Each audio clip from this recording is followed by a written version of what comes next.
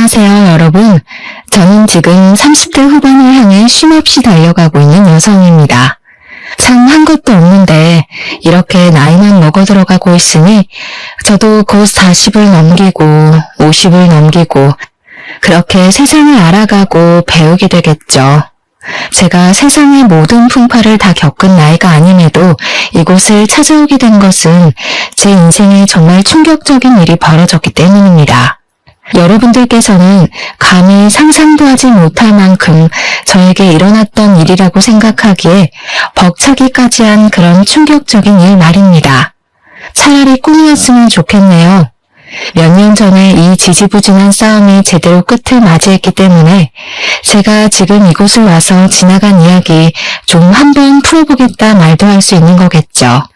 만약 그때 제가 아무것도 모르고 그들이 하자고 하는 대로 멍청하게 넘어갔더라면 글쎄요, 삶이 너무 버거워서 이곳을 찾아올 생각도 못했을 것 같습니다. 어떤 이야기길래 이렇게 겁붙어주면서 시작하나 슬슬 궁금하실 텐데요. 지체 없이 바로 이야기를 풀어보도록 하겠습니다. 끝까지 잘 들어주세요. 저는 남편과 3년이라는 연애를 하고 결혼을 하게 되었는데 사실 결혼을 할 당시 저희가 30 초반대의 나이였기 때문에 당장 결혼을 하자 이런 생각은 전혀 없었습니다. 3년이라는 시간을 만나다 보니 이 사람과 계속 이렇게 만나게 된다면 결혼까지도 할 수 있겠다 하는 마음은 들었지만 그게 바로 그 당시 바로일 거라는 생각을 못했던 것입니다. 게다가 제가 남편보다 1살 연상이었기에 남편의 아직 어린 모습이 눈에 보이기도 했고 믿고 의지할 남편의 면모를 갖추지 못했다고 생각을 하기도 했습니다. 시간이 몇 년 더 흐르면 서로 성숙한 모습으로 결혼 생활을 이어갈 수 있지 않을까 하는 마음이 들었고 저는 그 시기를 기다리려고 했었는데 늘 인생은 제 마음처럼 되지 않죠. 남편이 어느 날 저에게 자기 주위에서 자꾸 이상한 일들이 벌어진다면서 불안해하는 모습을 보여주었습니다. 저는 영문을 몰라서 무슨 일이 생기냐고 했더니 집에 있을 때 자꾸 어딘가 다치는 일이 생긴다거나 아픈 일이 생긴다고 말을 하는 것이 아니겠습니까? 도대체 집에 있는데 왜 그런 일이 생기냐고 이해가 안 가서 물어보니까 평소와 다르게 자기가 밥을 해먹거나 뭘 하면 날카로운 주방 도구들이 거꾸로 꽂혀 있어서 다치는 경우가 생긴답니다. 그냥 남편이 부주의해서 그런 거라 생각했는데 잘 있던 선반이 무너져서 어깨를 다쳤을 때는 저도 의심이 들긴 했습니다. 거기다가 집에서 가끔 가족들이랑 밥을 먹으면 자기만 혼자 배탈이 나기도 한다고 영문 모를 일이 생겨 점집에 찾아갔다고 하더라고요. 그러니 점쟁이가 빨리 결혼을 하라고 했다면서 안 그러면 목숨까지 위험할 수 있다고 했다는 게 아니겠습니까? 남편은 저에게 이런 찝찝한 마음이 든 게 싫다며 빨리 결혼을 하고 싶다고 저를 졸랐고 저는 그런 남편을 보면서 어린 놈이 술을 쓴다고 생각했습니다. 하지만 남편은 날이 가면 갈수록 불안해했고 불안해하는 남편을 보면서 제 마음 또한 찝찝함을 견디지 못하게 되었습니다. 남편이나 저나 직장도 안정적으로 다니고 있었고 둘이 벌어먹고 사는데 문제가 전혀 없을 것 같다는 생각이 들어서 저는 남편의 성급한 프로포즈를 받아들이기로 결심을 했습니다. 전쟁이 별뜻 없는 말일 거라 치부하긴 했지만 선반이 무너져 내려서 어깨를 다친 걸 보고는 저도 남편과 언젠가 결혼할 생각이 있었어요. 저와의 결혼으로 인해서 남편의 불안감이 사라진다면 그것만으로도 서로에게 안정감이 생기지 않을까 하는 마음에서 결혼을 하기로 결심을 하게 되었습니다. 저는 이왕이면 승진을 한 뒤에 당당하게 직장에 들어서고 싶었지만 남편은 자기가 내조를 잘할 테니 걱정하지 말라고 안심을 시켜줘서 오히려 나쁘지 않겠다고 생각을 했죠. 결혼을 하겠다고 양가에 말씀을 드린 뒤 서로의 집을 찾아가게 되었는데 저희 집에서는 좋으면 결혼을 하라고 쿨하게 허락을 해주셨습니다. 오히려 저희 부모님께서 너무나도 기뻐하시면서 결혼을 할 수나 있겠나 싶었는데 이렇게 좋은 사람을 만나서 결혼하게 되었다고 빨리 저를 해치우고 싶어하는 눈치라 충격적이었습니다.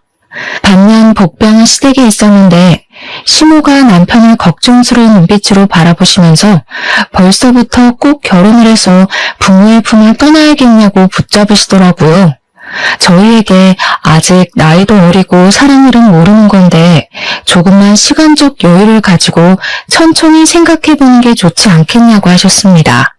하지만 남편도 똥꼬집을 부리는 사람이라 강력하게 지금 결혼하지 않으면 산재가 시작되고 어쩌고 저쩌고 하면서 시모를 설득하기 시작했습니다.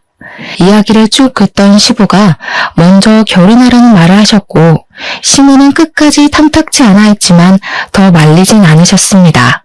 하루는 제가 시모랑 결혼 전에 조금 친해져 두면 좋겠다 싶어서 데이트를 하자고 맛있는 밥도 먹고 풍경 좋은 카페에 가서 이야기도 나누자고 말씀을 드렸습니다.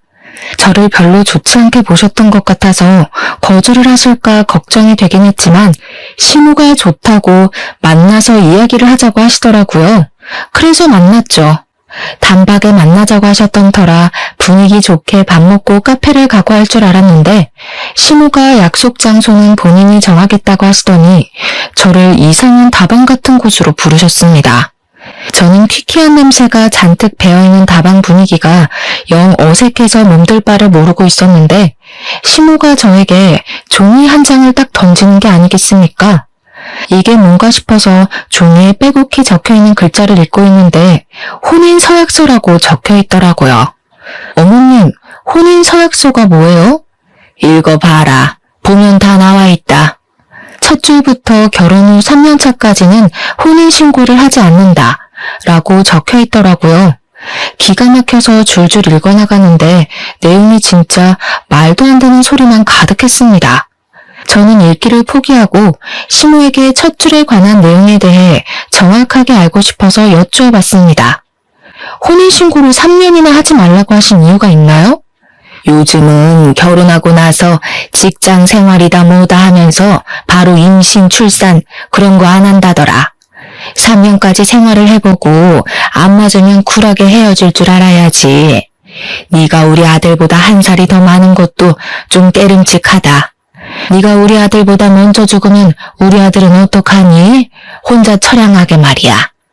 저는 솔직히 시모의 말에 너무나도 기가 막혀서 어떤 말을 해야 할지 머릿속이 새하얗게 변해버리는 느낌까지 받았습니다. 솔직히 좀 어질어질하더라고요. 인터넷에서만 보던 완전체 시어머니가 바로 이런 건가 싶고 제가 뭔 짓을 해도 평생 예쁨 받기는 글렀다는 생각까지 제 머릿속을 지배했습니다. 제가 건강관리에 소홀한 타입도 아니었고요. 매년 꼬박꼬박 검진도 받고 술이나 담배 같은 것도 전혀 하지 않는데 시모가 그런 식으로 말을 하니까 참 어떻게 이걸 설명을 해야 할지, 아니 제가 설명을 한다고 시모가 과연 받아들여줄지 그냥 멘탈이 붕괴되는 느낌이었습니다. 저는 이럴 때일수록 돌아가면 안 된다는 걸 사회생활의 경험을 통해 배웠기 때문에 시모에게 직선적으로 물어보았습니다. 어머님, 제가 그이랑 결혼을 하는 게 싫으세요? 아니, 뭐 싫다기보다는 너무 이르다는 생각이 들어서 하는 말이지. 어머님, 제가 진짜 잘할게요. 어머님께서 걱정하시는 부분 어떤 건지 잘 알겠어요. 하지만 저희도 성인이고 저희 결정을 믿어주셨으면 좋겠습니다. 제가 처음부터 예쁨을 받을 수 없다는 거 잘 알지만 그래도 같이 부대끼며 살다 보면 서로에게 적응이 되지 않을까요? 한 번만 믿어주세요. 그럴 필요가 뭐가 있니? 뭐 하려고 하지 말고 그 서약서나 잘 읽고 시켜줬으면 좋겠다. 다 너희에게 잘 되라고 하는 소리야. 3년간 혼인신고를 하지 말 것. 3년간 당연히 아이도 가지지 말 것. 시댁 행사에 빠지지 말 것. 아프면 곤란하니 보험은 3개 이상 들어놓을 것. 그런 쓸데없는 내용들이 가득 적혀 있었는데 그 무엇보다도 보험은 왜 들으라는 건지 이해가 가지 않았습니다. 하지만 그 보험에 대한 내용이 추가된 것을 곧 알게 되었죠. 남편에게는 5살 어린 여동생이 하나 있었는데 시모가 보험회사에 취직을 했더라고요. 신우 실적을 올려주라고 그런 내용이 추가된 거구나 싶어서 황당했지만 저도 어쨌든 결혼을 결심한 마당에 가족들과 사이좋게 지내면 서로 좋은 거 아니겠습니까? 그래서 굳이 가입을 할 필요도 없는 보험을 신우에게 3개나 가입했습니다. 그것도 생명보험만 말입니다.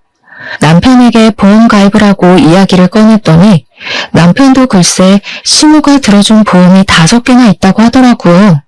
너무 과하다 싶긴 했지만 신우가 돈도 내준다고 하니 거절할 이유는 없었습니다. 남편은 심지어 그 보험이 매달 얼마씩 나가고 있는지도 모르고 그동안 치료를 받으면서 보험금 한 번 타본 적이 없다고 하더라고요. 신우가 그 비싼 보험을 들어주었는데 한 번도 보험금을 탄 적이 없다고 하니 신우에게 치명지심이 들기도 했습니다. 저는 남편과 이야기를 나누던 도중 신우가 저를 탐탁지 않아 한다는 것이 영 마음에 걸려서 슬며시 물꼬를 트고 어떻게 해야 예쁨을 받을 수 있을까에 대해 고민을 하기 시작했습니다. 그러다가 남편이 저에게 툭 던진 말에 저는 너무 놀라고 말았죠. 아주 중요한 사실 하나를 저에게 말하지 않고 숨기고 있었더라고요. 그 사실은 바로 시부랑 신우가 재혼을 해서 만나게 된 사이였다는 것이었습니다.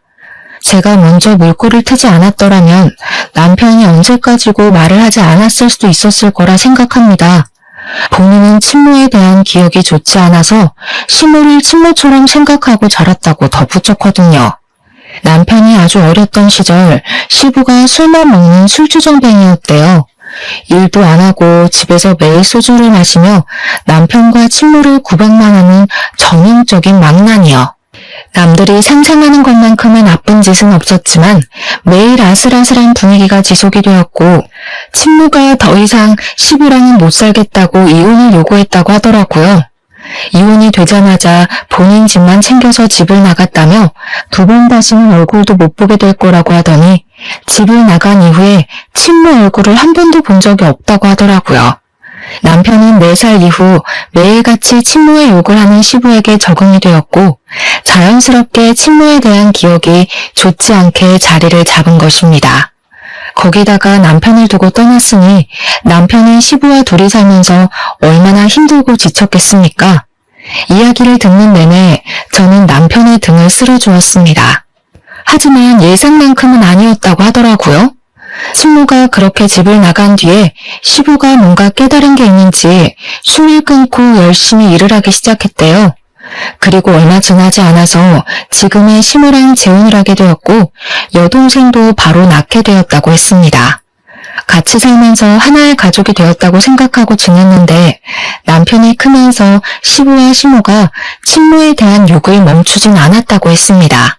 그래서인지 지금도 남편은 친모 이야기를 입 밖으로 꺼내지도 않고 친모가 어떻게 살고 있는지에 대한 관심도 전혀 없이 아예 남처럼 치를 떨면서 살고 있었습니다. 아무튼 그런 이야기를 전부 전해 듣고 저는 오히려 고민에 빠지게 되긴 했지만 상견례를 무사히 마치게 되었고 결혼식까지 올리게 되었습니다. 시모가 요구했던 대로 혼인신고는 조금 미루는 것으로 서로 합의를 보고 신혼생활을 시작했는데 행복할 줄 알았던 신혼생활의 실상은 최악 쪽에 조금 더 가까웠습니다. 시모가 자꾸 우리 남편의 건강에 대해 관심을 보이면서 저한테 별일은 없냐, 무슨 일 생긴 거 없냐, 허구한 말 물어대는데 저는 진짜 남편이 무슨 병이라도 있는 줄 알았습니다. 아침마다 저녁마다 하루에 2번씩 전화를 해서 어디 다친 데는 없니? 하고 물어보는데 나중에는 꼭 무슨 일이 생겼으면 좋겠다 하는 사람처럼 보이기까지 했습니다. 찝찝한 마음이 채 가시지 않던 어느 날 우리 남편이 결혼하고 얼마 지나지 않아서 엄청난 복통에 시달리며 아프기 시작했습니다. 어디 아프냐고 계속 묻다가 119에 신고를 해달라는 남편의 말에 그제야 신고를 해서 구급차를 타고 대학병원에 가게 되었습니다. 병원에 도착해서 이런저런 검사를 진행해보더니 의사가 저에게 맹장이라고 말을 해주더라고요. 많이 부풀어 올랐다고 빨리 수술을 하는 게 좋겠다고요. 너무 놀라서 저는 당장 수술을 진행해달라고 했고 남편은 응급수술로 맹장을 제거하게 되었습니다. 시댁에는 당연히 알려드렸고 남편이 퇴원하는 날 잠깐 와서 남편의 상태를 보고는 시부모님이 돌아가시더라고요. 솔직히 남편이 수술까지 했으니까 병원비를 조금 보태주시지 않을까 생각을 하긴 했는데 전혀 그런 말씀 없이 수술 잘 끝났으면 됐다고 하고 가시길래 서운했죠. 수술을 다 하고 계산까지 마치고 나니까 문득 남편에게 생명보험이 여러 개 가입이 되어 있다는 것이 기억이 났고 저는 바로 보험회사에 연락을 해보았습니다. 수술비가 갑자기 들어가게 되었으니까 저희 생활비에도 구멍이 크게 생기지 않았겠습니까?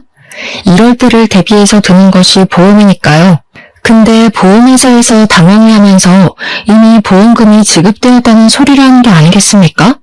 제가 보험금 신청을 하지 않았는데 누가 타갔냐고 물어봤습니다. 그랬더니 이름 석자를 말해주는데 저희 시모가 타갔다는 게 아니겠습니까?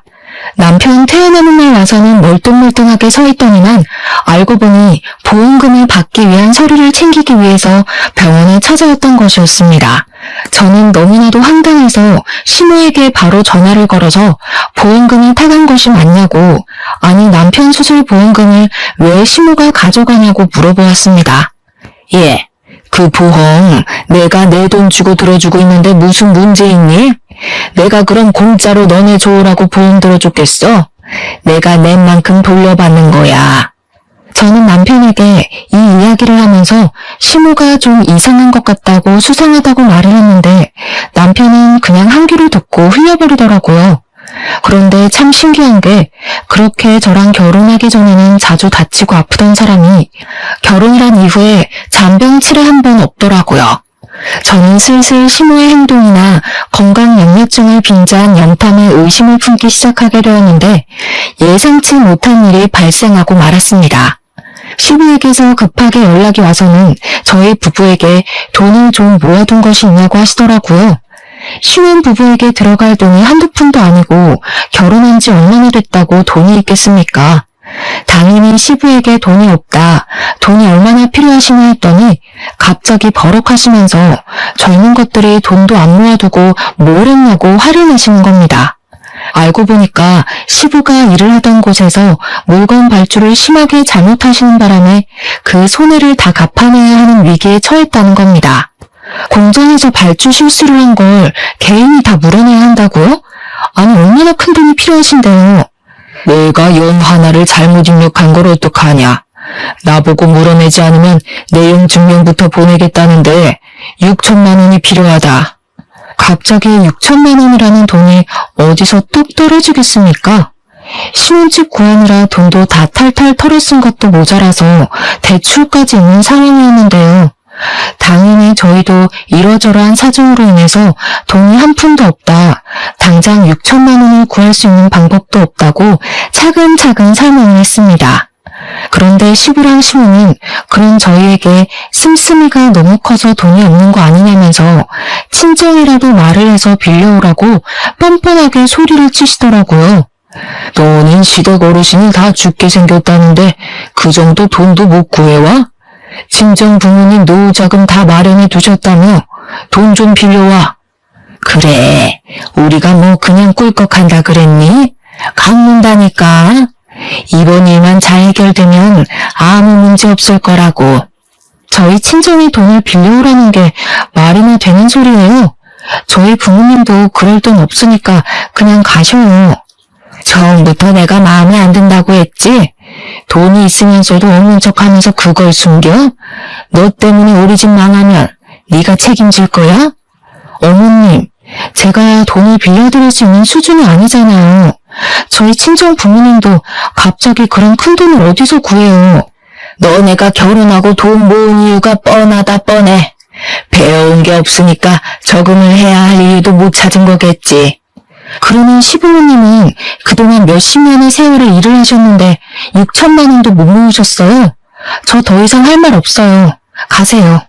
뻔뻔하게 친정 운운하면서 돈을 가져오라고 하니 저도 말을 세게 뱉어내고 말았습니다.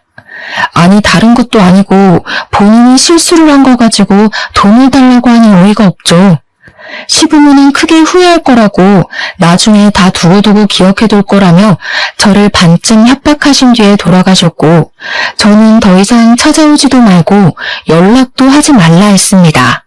그 사달이 난 이후에 한동안 조용조용하게 흘러갔던 저희 부부에게 아주 큰 사고가 터지게 되었습니다. 우리 남편에게 잊을 수 없는 일이 벌어지고 말았습니다. 남편이 평소와 다름없이 퇴근을 하던 길에 뺑소니 사고를 당해서 병원에 혼수 상태로 실려갔다는 이야기를 듣게 된 것입니다. 뺑소니 사고인 것도 혼수 상태인 것도 제정신을 뒤흔들기에 충분한 소리였습니다. 저는 너무 놀라서 바로 대학병원 응급실로 뛰어가게 되었습니다. 머리가 많이 부었다면서 수술을 해야 한다고 해서 빠르게 외부종을 가라앉히는 수술을 했고 다행히 결과 자체는 좋다고 했지만 남편은 의식을 찾지 못했습니다. 경찰이 찾아와서 원한 관계가 있었던 것은 아니냐, 사고가 난 위치에 CCTV가 존재하지 않아서 당장 수사에 어려움을 겪고 있으니 시간이 꽤 오래 걸릴 수도 있다는 대답까지 듣게 되었습니다. 저는 제가 나서서 어떻게든 실마리를 잡아야겠다는 생각에 사고 현장에 현수막까지 걸었습니다. 매일같이 경찰서를 찾아가 음료수를 돌리며 우리 남편 뺑소니 사건을 제발 제대로 수사를 해달라며 울고불고 빌었습니다. 결국에 제가 며칠을 찾아가고 빈 덕분에 형사들은 조금만 믿고 기다려달라고 주변 CCTV는 물론이고 블랙박스까지 찾아서 어떻게든 해결을 해주겠다고 약속을 했습니다. 하지만 제 바람과는 다르게 목격자를 찾는 현수막까지 걸었음에도 불구하고 아무런 목격자도 나타나지 않았고 수사는 그 상태 그대로 멈추게 되었습니다. 다행히 사건을 해결하는 의지가 보이는 형사님께서 담당 검사님과 함께 사건을 수사하기 시작했는데 의지는 불태웠지 진척이 따로 없는 상태로 시간이 흘렀습니다. 남편이라도 눈을 뜨면 너무나도 감사할 것 같았지만 남편은 정말 수술이 잘 되었고 부종도 가라앉아 신체 기능도 살아있다고 했지만 의식을 깨우지 못했습니다. 저는 눈을 감고 미동도 하지 않는 남편의 병수발을 들면서 한계에 부딪히게 되었습니다. 욕창이 생길까봐 하루에 한 번씩 남편을 물수건으로 닦아주어야 했고 남편이 자면서 목이라도 아플까봐 습도도 온도도 적절하게 맞춰야 했습니다. 물론 그만큼 병원비도 만만치 않았죠. 제일 걱정되는 것은 다름 아닌 돈이었습니다. 간병인이라도 두고 싶었지만 그럴 돈이 없었습니다. 남편이 사고로 인해서 휴직에 들어갔기 때문에 제가 혼자 벌어서 병원비와 간병비를 해결해야 했기 때문에 어쩔 수 없이 간병인을 두지 못했습니다. 제가 일이 늦게 끝나는 날이 되거나 물론 회사의 배려로 최대한 줄여나가긴 했지만 출장이라도 가야 하는 스케줄이 잡히면 시모에게 간병을 부탁드렸었습니다. 하지만 시모는 자기는 그런 일 잘 못한다고 차라리 간병인을 두고 쓰지 누가 알아준다고 그 고생을 하냐고 하더라고요. 거기다가 시댁 식구들은 병원에 찾아오지도 않았습니다. 어쩌다가 가끔 남편의 상태가 궁금해서 찾아오더라도 자고 있는 남편의 얼굴만 쓱 보고 사라지더라고요. 위급한 상황이 오거든 그때 연락해라. 어차피 저리 자다가도 깨어날 수도 있는 게 혼수 상태라고 하던데. 시부도 그렇고 시모도 그렇고 아무리 자기 배로 낳은 자식이 아니라고 하지만 그래도 그 어린 시절에 만나서 자식처럼 키운 아들인데 어찌 저리 매정할 수 있는지 말입니다. 남편에게 진짜 가족은 저밖에 없다는 생각밖에 들지 않았고 범인을 찾는 것에 대해 관심이 하나도 없는 시부모와 시누를 보면서 진짜 저게 가족인가 싶어서 너무 힘들었습니다. 시댁에서라도 진심으로 저를 위로해 주었다면 제가 과연 이런 생각을 하게 되었을까요? 정말 해도 너무한다는 생각밖에 들지 않았습니다. 저는 병원과 경찰서를 찾아다니면서 쉬지 않고 남편 병간호를 하고 또 사건에 대해 제대로 알아보기 위해서 밤이고 낮이고 비바람이 몰아쳐도 쉬지 않고 뛰어다녔습니다. 유일하게 저만이 남편을 신경 쓰고 있었기 때문에 제가 여기서 포기를 하면 우리 남편의 곁을 지켜줄 사람이 아무도 없다고 생각했기 때문이었습니다. 제가 지쳐 쓰러지기 일보 직전으로 병원으로 돌아오면 곤히 누워서 평온하게 있는 남편을 보고 속상해 울었던 적이 한두 번이 아니었습니다. 그러던 어느 날 사건 담당 검사님이 저에게 물어볼 것이 있다고 만나자고 하셨고, 저는 검찰청으로 가서 검사님과 사고가 일어나기 전에 대한 상황 이야기를 했습니다. 사소한 거라도 하나하나 다 말해달라고 하셔서 딱히 특별히 생각나는 것은 없었지만 남편의 교우관계, 회사에서의 입지, 시댁 식구들 이야기를 쭉 풀어놓았습니다. 검사님께서 좋은 결과가 나올 때까지 수사를 돕겠다고 해주셔서 감사하다고 인사를 드리며 검찰청에 나오는데 하늘이 너무 눈이 부시게 예뻐서 눈물이 주룩주룩 쏟아지더라고요. 검찰청 앞 계단 구석에 주저앉아서 엉엉 울고 있는데 그런 제가 너무 처량하게 보인 건지 뭔지 웬 아주머니께서 저에게 손수건을 내미시는 게 아니겠습니까? 아니, 젊은 세대기 뭐가 그렇게 서럽고 힘들어서 여기 주저앉아 울고 있어. 남편은 사고 이후 누군가가 내밀어준 따스한 손길이었기 때문에 저는 쪽팔린 것도 잊어버린 채 처음 보는 그 아주머니를 붙잡고 엉엉 울기 시작했습니다. 초면에 당황할 법도 하지만 아주머니께서는 진심으로 저의 등을 쓸어내려 주시면서 속상한 거 있으면 다 털어놓아 보라고 속이 시원해질 때까지 울어버리라고 하시더라고요. 그 말에 용기라도 생긴 건지 뭔지 처음 보는 사람임에도 불구하고 저는 어딘가에 다 털어놓고 싶다는 마음이 들어서 아주머니를 붙잡고 남편이 사고를 당한 이야기를 털어놓았습니다. 우리 남편은 정말 불쌍한 사람이에요. 이상하게 결혼 전부터 계속 다치고 아프고 하더니만 결국에는 이런 사고를 당해서 정신도 못 차리고 누워만 있어요. 가끔은 남편이 숨이라도 제대로 쉬는 게 맞나 덜컥 무서워서 코 밑에다가 손가락을 대기도 해요. 저도 이렇게나 걱정하고 마음 아파하는데 근데 우리 시댁 식구들은 남편에게 신경도 하나 쓰지 않아요. 너무 서러워요. 새댁이 참 힘들겠네. 세상에 참 억울한 사람도 많지. 그래도 우리나라 범죄 검거율이 좋으니까 조금만 힘내서 기다려 봅시다. CCTV도 없는 곳에서 사고를 당해서 이럴 줄 알았으면 CCTV 많은 동네에 신혼집을 얻을 걸 그랬어요. 저 혼자서 남편 병간호도 하랴 수사 진척 상황에 대해 알아보랴. 사는 게 힘들어 죽겠는데 오늘도 시댁 식구들은 외식하러 나간다고 자랑하더라고요. 자기 자식이 누워있는데 사람이라면 적어도 이러면 안 되잖아요. 아주머니께서는 몇십 분이라는 시간이 지나도록 제 이야기를 끝까지 들어주시고 제 등을 토닥여주시면서 본인 아들이 검사라고 이야기를 해주셨습니다. 저에게 모르는 부분이 있으면 물어봐서라도 알려주겠다고 힘내라는 말을 전해주시면서 아드님 이름을 말해주셨는데 저희 남편 사건 담당 검사님인 게 아니겠습니까? 세상에 인연이 닿으려고 하니 이렇게 닿게 된다면서 저에게 전화번호를 알려달라고 하셨고 저희는 서로 연락처를 교환하고 자주 연락을 하기 시작했습니다. 정말 성품이 어찌나 좋은 분이시던지 제가 힘든 와중에도 의지할 수 있는 안식처 같은 것이 되어주셔서 저는 아주머니와 참 많은 시간을 보내게 되었습니다.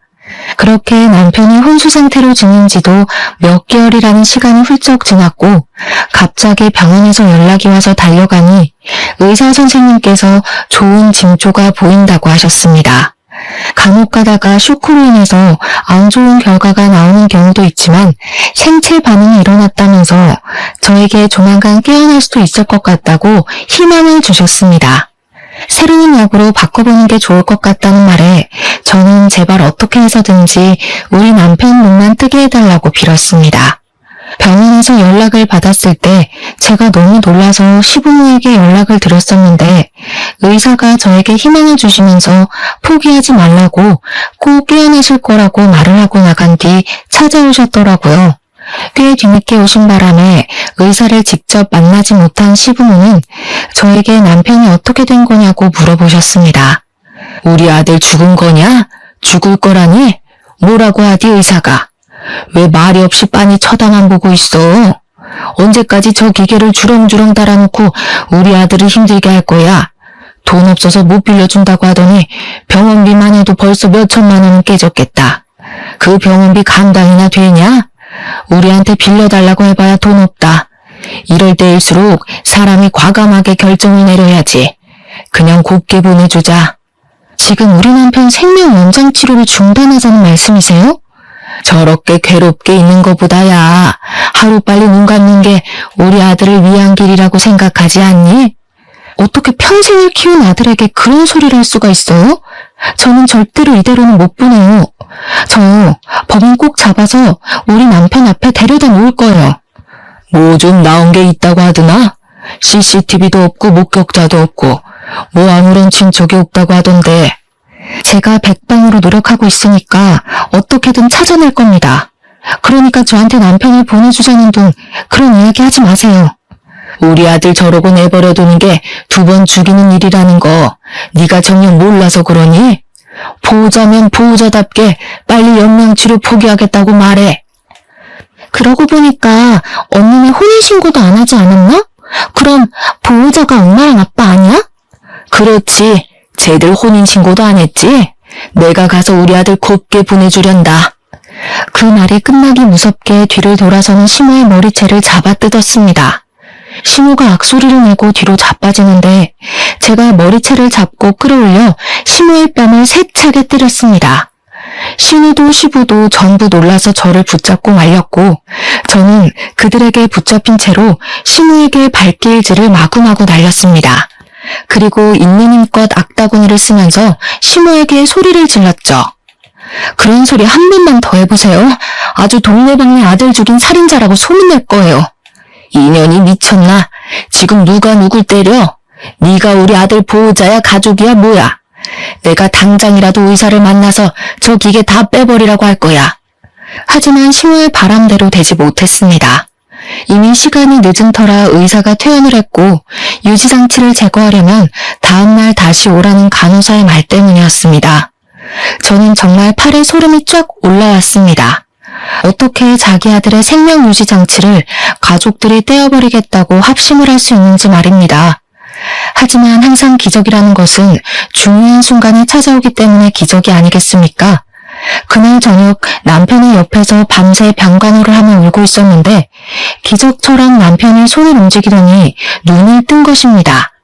저는 순간 이 모든 상황이 꿈인지 생시인지 헷갈려서 제 뺨을 세차게 2번 때렸고 뺨이 얼얼해지고 나서야 남편이 눈을 뜬 것이 현실이라는 것을 깨달았습니다. 남편은 점차 몸에 힘을 주기 시작하더니 정신이 또렷하게 돌아온 것인지 뭔지 갑자기 눈물을 줄줄 흘리면서 그동안 너무 무서웠다고 말을 하더라고요. 저는 남편이 입을 열어서 말을 하고 자가 호흡을 한다는 것에 놀라서 응급코를 부를 생각도 하지 못했습니다. 결국 밤새 검사가 시작되었고 남편의 의식이 돌아왔다는 것을 병원에 있는 모든 의료진들이 축하해 주었습니다. 저는 아침에 오는 것도 모른 채 남편과 두런두런 이야기를 하면서 그동안 사고로 인해 벌어진 모든 일에 대해서 남편에게 설명을 해주었습니다. 그리고 제 이야기를 끝까지 들은 남편은 시댁 식구들이 본인의 연명치료를 포기했다는 말에 아주 큰 충격을 받게 되었습니다. 남편은 저에게 소심한 복수를 하고 싶다면서 시댁 식구들을 놀려주고 싶다고 말을 했습니다. 연명치료를 포기하러 오겠다고 말을 하고 돌아갔기에 호흡기를 떼려고 하는 순간 눈을 뜨겠다고요. 시댁 식구들이 화들짝 놀라는 모습과 죄책감을 느끼는 모습이 보고 싶다며 남편은 그들이 와서 기계를 뗄 때까지 의식을 차리지 못한 척 누워있겠다고 했습니다. 저도 시댁 식구들이 남편을 포기할 때 남편이 정신을 차린다면 꽤 통쾌한 복수가 될 것 같아서 찬성을 했습니다. 시댁 식구들은 남편이 깨어난 것을 꿈에도 모른 채 병원에 찾아와서 연명치료를 포기하겠다고 했고 의사는 아무것도 모르는 척 마지막 인사를 하라고 했습니다. 그랬더니 저한테 병실에서 나가라고 하는 게 아니겠습니까? 너는 가족도 뭣도 아니니까 병실 밖으로 나가 있어라. 마지막 임종은 가족들끼리 보내고 싶구나. 저는 졸지에 병실에서 쫓겨나게 되었고 시댁 식구들만 마지막 인사를 하게 되었는데 그 순간 시모가 깨악하는 소리를 냈고 저는 웃으면서 병실에 들어갔습니다. 그런데 남편이 엄청나게 씩씩거리면서 화를 내고 있는 게 아니겠습니까? 아직 몸이 온전치 않은데 벌떡 앉아서 소리를 지르고 난리가 난 것입니다. 이게 다 무슨 일인가 눈치를 살피고 있던 그때 검사가 병실에 들이닥치더니 체포영장을 보여주면서 시부, 시모 그리고 신우에게까지 수갑을 채우는 게 아니겠습니까?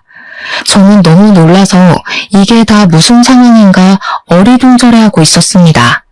그런데 그 뒤에 얼굴이 사색이 된 아주머니까지 같이 따라 들어오시더니 제 손을 잡고 제 걱정이 너무 되었다고 하시는 게 아니겠습니까? 수갑을 차고 있던 시부, 시모 그리고 제 손을 잡은 아주머니의 시선이 한데 모이더니 갑자기 세 사람 모두 얼굴이 시퍼렇게 질리는 것입니다. 당신이 여기 왜 있어? 설마... 아주머니는 시부와 시모를 보며 벌벌 떨면서 이야기를 했고 저는 머리가 어질어질했습니다. 도무지 이 상황이 이해가 가질 않았기 때문이었죠. 세 사람은 서로 아는 듯이 네가 여기에 왜 있냐 따위의 말을 주고받고 있었습니다. 그 순간 남편이 씩씩거리면서 삿대질을 하며 열불을 토해냈습니다. 나를 죽이려고 했던 게 다른 사람도 아닌 우리 부모 그리고 내 여동생이었어? 내가 지금 여기 누워서 다 들었다고. 이놈이 아직 정신이 온전치 못한가? 무슨 그런 무서운 소리를 하고 있어? 저 정신 정말 멀쩡하거든요? 진짜 소름이다 소름이야. 어떻게 부모가 자식을 죽이고 보험금을 갈취하려고. 방금 전에 들어와서 내 호흡기 떼면서 다 털어놨잖아. 나 죽이려고 뺑소니 친 사실을. 잡히면 어떡하나 걱정했는데 화장해버리면 끝 아니냐고 했잖아. 내 사망보험금으로 급한 불 끄고 여행이나 가자고 하면서 신나게 떠든 거 내 귀로 똑똑히 들었다고. 저는 경악을 금치 못하고 있었는데 그 순간 검사가 끼어들어서 말을 이어갔습니다. 그 앞을 때마침 지나갔다는 택시기사의 목격 진술이 있었고 블랙박스를 통해서 뺑소니 차량을 검거하게 되었습니다. 차량 번호 3땡땡땡, 차주인이 당신인 것도 다 확인했고요. 그 차 범퍼에서 아주 소량의 혈흔까지 발견했습니다. 우리 신집 앞 한적한 골목에 CCTV가 없다는 것을 이미 알고 저지른 시댁 식구들의 뺑소니 사건이었던 것이었습니다. 저는 소름이 돋아서 온몸을 떨었고 아주머니께서는 옆에서 엉엉 우시면서 가슴을 치셨습니다. 이 정신 나간 사람들아, 어떻게 우리 아들을 죽이려고 그깟 돈 때문에. 저는 다시 한번 경악을 할 수밖에 없었습니다. 알고 보니 아주머니가 우리 남편의 친모였던 것이었습니다. 아주머니도 꿈에도 모르고 있다가 병실에서 시부와 시모의 얼굴을 보고 피해를 당한 게 본인 아들이었다는 것을 알게 된 것이었습니다. 너네가 바람 피우는 거 다 알면서도 눈 감아줬다. 우리 아들 때문에. 그러다가 저 여자애를 임신하는 바람에 내가 포기하고 이혼해줬지.